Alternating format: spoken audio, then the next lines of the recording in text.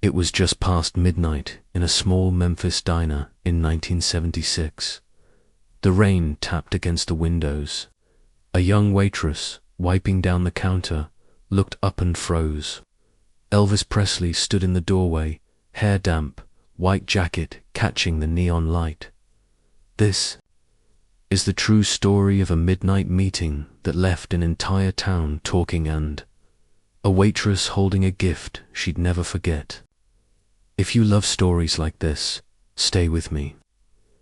The bell above the door jingled, but the wind hit first cold air, carrying the smell of wet asphalt. Steam curled from coffee pots on the counter. The grill hissed from one last order of bacon, its smell clinging to the air. A few long-haul truckers hunched over plates, shoulders heavy from the road. The jukebox in the corner hummed a slow country ballad, the kind that makes time feel slower after midnight. At first, nobody turned. The door had opened a dozen times tonight, but the waitress, 23 years old, hair pulled back, apron faintly stained, glanced up. Her rag froze mid-dash wipe. He stood just inside, sunglasses in hand, hair damp from the rain. The white jacket he wore seemed almost too bright for the dim room, catching a flicker from the neon open all-night sign. The face was unmistakable. Elvis Presley. He didn't stride in like a star. He stepped in quietly, eyes sweeping the room like a man checking for exits. There was a faint trace of cologne beneath the scent of coffee, clean, sharp, gone as soon as she noticed it. One of the truckers looked over, his fork suspended halfway to his mouth. The other put down his cup. Nobody said a word. According to reports from locals, this was sometime in the winter of 76, before dawn but after the world had gone still. A night when the city slept, and the king of rock and roll just wanted to sit down and eat. He gave a polite nod to the waitress and slid into the far corner booth, the one with the cracked red vinyl seat and the sugar dispenser that always stuck. She grabbed her notepad, suddenly aware of the sound of her own heartbeat. Camera cue, medium shot from her POV, Elvis in booth. Jacket draped over seat back as she walked toward him. She wondered what reason a man like him could have for showing up here. No entourage, no flashbulbs, just Elvis. And the rain. The rest of the diner seemed to hold its breath. A man in the corner lit a cigarette but didn't take a drag, eyes fixed on the booth. The jukebox clicked to the next track, a faint pop of static before the music picked up again. She stopped beside the table. "Evening," she said softly. Elvis looked up, smiled a small, tired smile, like he'd been on the road himself. He didn't speak right away, just studied the menu for a moment. Micro detail, his fingers tapping lightly against the laminated page. Wedding ring glinting under the fluorescent light. She didn't know it yet, but the order he was about to place would be the start of something she'd be telling her children, and later her grandchildren, and decades after that, strangers on the internet. She tightened her grip on the pen, ready to write. She expected him to order quickly. Instead, Elvis glanced up with that same quiet smile, like he had all the time in the world. Ambient cue, low clink of plates from the kitchen, rain still pattering on glass. "What can I get you tonight?" she asked, trying not to sound nervous. Elvis leaned back slightly, resting one arm along the top of the booth. Cheeseburger, fries, chocolate milkshake. His voice was softer than she expected, deep, steady, but not booming. She jotted it down, ready to turn toward the kitchen, when he added, "And could you keep it quiet? I'm here." He didn't whisper, but his tone carried weight. The kind of request that wasn't about secrecy for drama, more like a man asking for a little peace. Micro detail. His fingers brushed the tabletop once, almost apologetic, then stilled. According to people who knew him, Elvis often sought out small late-night spots when he wanted to feel invisible for a while. No cameras, no press, just a meal and maybe a bit of conversation. She nodded, of course. A couple in the far corner had already begun whispering. They didn't get up, but their eyes followed every move. She could feel the tension in the room shift, the quiet awareness that Elvis Presley was sitting 20 feet away. She walked back to the counter, poured him a cup of coffee while the cook dropped patties onto the grill. The smell of sizzling beef and buttered buns filled the air. Camera cue, close-up steam, rising from the cup as she sets it down in front of him. "Thank you, ma'am," he said. And then, almost casually, "What's your name?" she told him. Elvis repeated it softly, once, like he was committing it to memory. She caught a flicker of something in his expression, not romantic, not pity, more like genuine interest in who she was. She refilled the ketchup bottles, wiped down the counter, trying to act normal. But her eyes kept drifting toward the booth. Every so often, he'd glance toward the window, as if watching the rain. When the order was ready, she brought it to him: burger, stacked high, fries golden, milkshake crowned with whipped cream. That's when she noticed it. On the table beside him sat a folded piece of paper. It wasn't a menu, and it wasn't a receipt. The paper was worn at the edges, like it had been folded and unfolded 100 times. As she set down the plate, she caught the faintest glimpse, handwritten lines, music notes in the margin. He saw her looking. A small smile touched his lips. "Something I've been working on," he said simply. She wasn't sure whether to ask more, but before she could decide, he leaned forward slightly, coffee cup in hand. "Tell me," he began. "Open loop, pacing shift." Why did he seem almost lonely? The sound of rain filled the pause. Somewhere behind her, a fork scraped across a plate. She didn't know it yet, but that scrap of paper would turn their quiet midnight into something unforgettable. The folded paper lay between them, like a secret. She set the milkshake down, the glass sweating in the warm diner air, and glanced at it again. "It's lyrics," Elvis said, almost reading her mind. He tapped the page gently, working on something new. She smiled politely, unsure what to say. Then he caught her off guard. "Ever dream of singing?" Her laugh was quick, almost embarrassed. "Not me," but he didn't drop it. "Why not?" His tone wasn't teasing. He asked it the way you'd ask someone why they'd stopped breathing. She shrugged. "Life happened, I guess." Micro detail. The jukebox clicked as the song ended, leaving a brief hush before another tune rolled in. Maybe it was the quiet hour. Maybe it was the way he looked at her listening, not judging, but she found herself saying more. She told him about her 2 kids, how she was raising them alone, about working nights to keep the lights on, about saving for nursing school, 1 tip jar at a time. Elvis didn't interrupt. He took slow sips of his milkshake, nodding occasionally, his gaze steady. It's been told, friends would later say, that Elvis craved these real conversations more than the spotlight. When she mentioned the kids, his eyes softened. "You know," he said, "dreams don't have an expiration date." Camera cue, close up on his hand, turning the lyric page, the neat, looping handwriting, a smudge of ink on the corner. She leaned closer, curiosity winning over hesitation. "What's the song about?" He smiled faintly. "About going home. About finding the people who keep you standing." For a moment, the rain outside seemed to fall harder, drumming against the glass.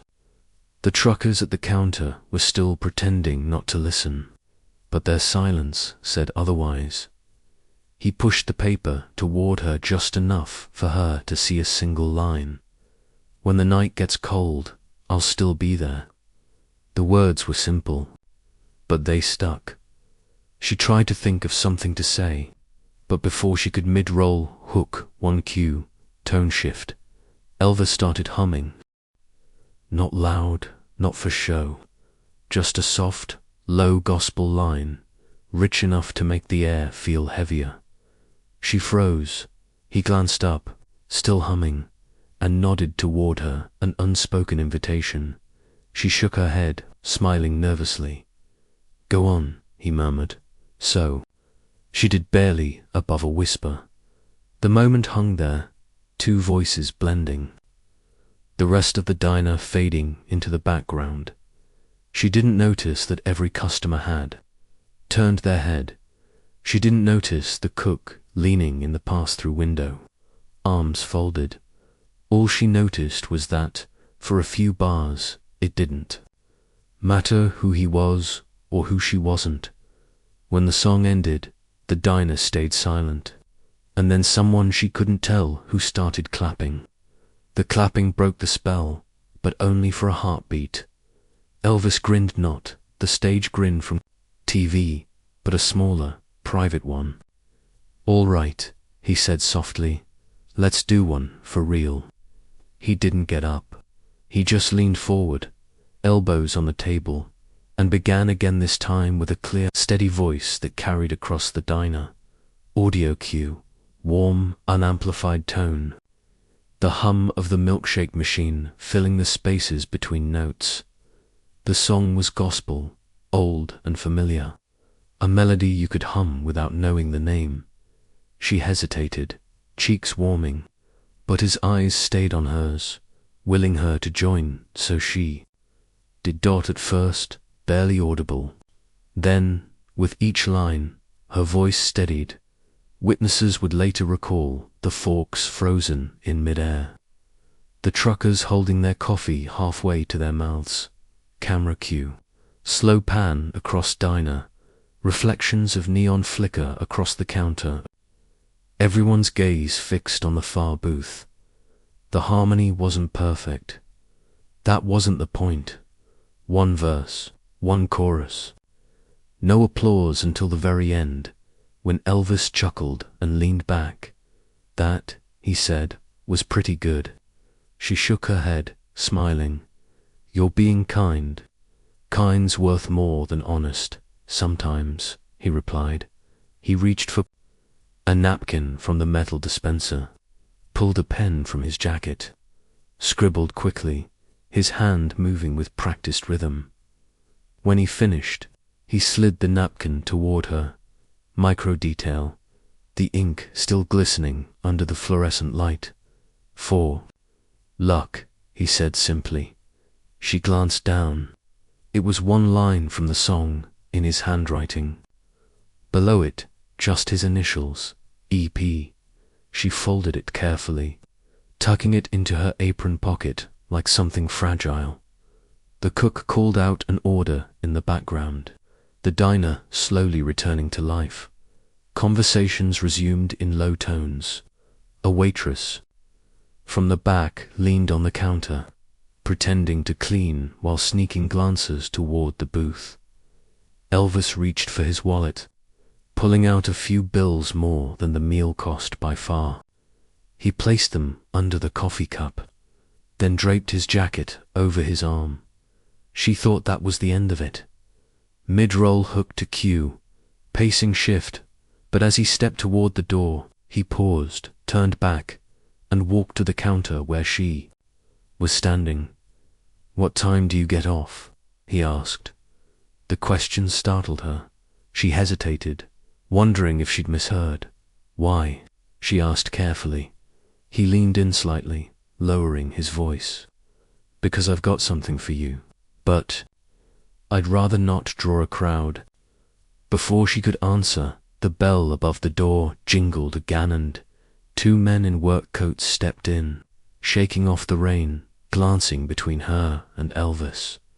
The two men who entered barely noticed Elvis at first. He gave them a polite nod, then returned his attention to her. "What time?" he asked again, softer now. She swallowed. 3 o'clock, he smiled faintly. "I'll be outside." Audio cue, faint rumble of thunder in the distance, rain easing into a soft drizzle. The rest of her shift passed in a haze. She refilled coffee cups, cleared plates, and tried to keep her mind on the work.